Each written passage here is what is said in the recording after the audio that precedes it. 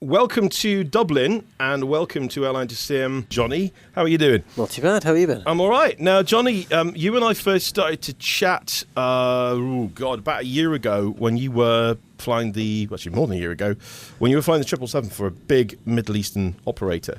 And you came back to the UK and you started flying this beastie. So you've been helping us out with the 777 course. You've been a consultant, I think, is the sort right word. of. Yeah, tried to be. Yeah. Now, the only thing I can imagine is it's a bit like going from an iPhone to a kind of Nokia brick phone. Yeah, sort of. Yeah, you could say that. Is that quite accurate? I enjoy flying the 737. As a pilot's aircraft, I think I enjoy hand flying it more than the 777, I think, especially because you're doing short hops as well. So if you're doing a long-haul flights, after a 16-hour flight, the last thing you want to do really is hand flight down from 10,000 feet into some US destination. So, no, I'm enjoying it. I'm really enjoying flying the 737 again. Do you miss the triple? I don't miss how far it goes and how big its fuel tanks are. So right. That's one thing I don't miss about it. So is it really more a kind of lifestyle thing? Yes, definitely. This aeroplane, what's the kind of max range of one of these things?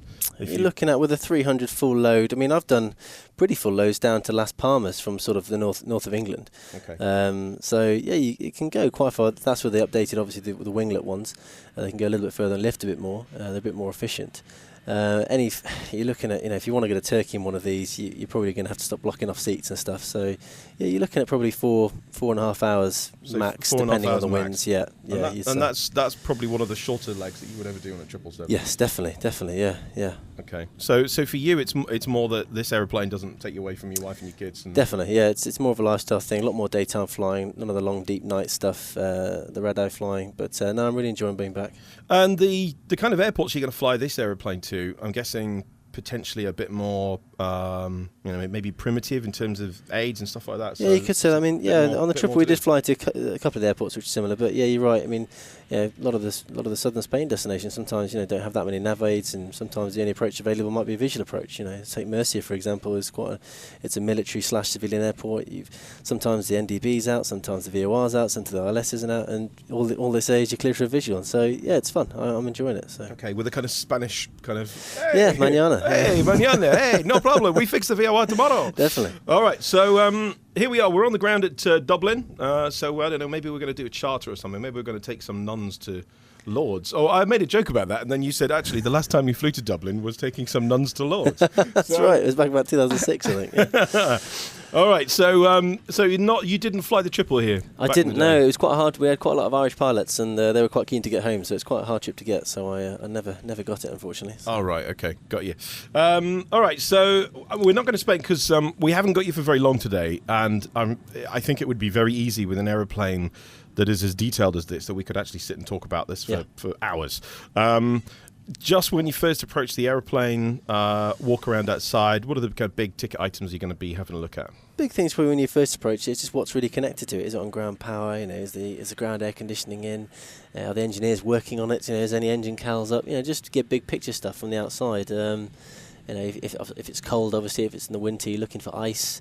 So you're just looking for big picture stuff when you first approach it, because you obviously haven't seen the tech log. You don't really know what's going on with it until you've spoken to the engineers inside. So yeah.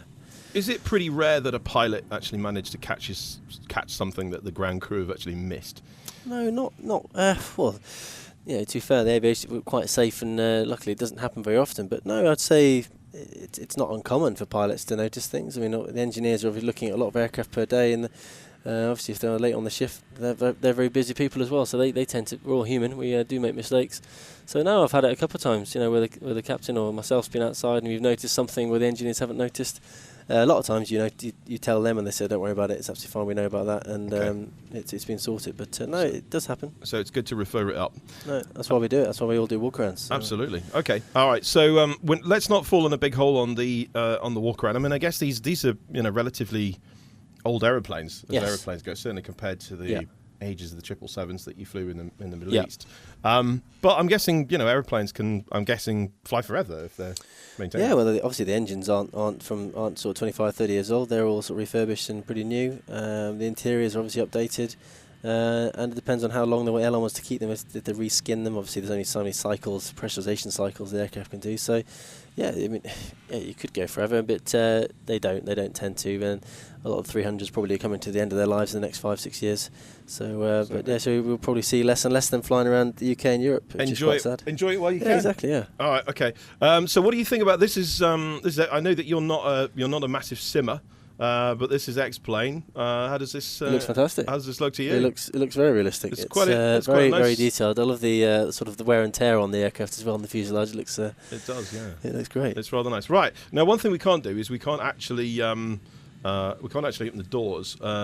Sadly, on this version of the aeroplane yet, so we can't actually get in. I'm not actually sure how we're going to have to climb through the window.